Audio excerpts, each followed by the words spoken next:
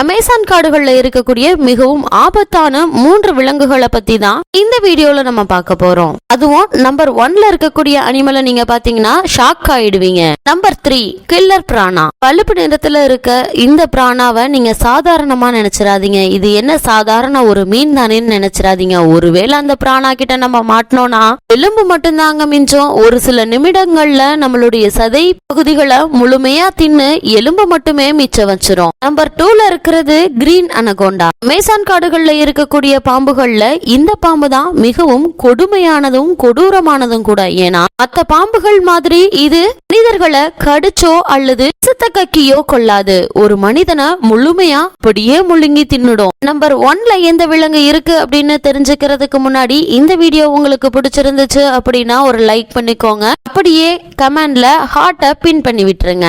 Number 1ல இருக்கிறது bullet and. சாதாரண எறும்பு தானே அப்படின்னு நினைக்காதீங்க.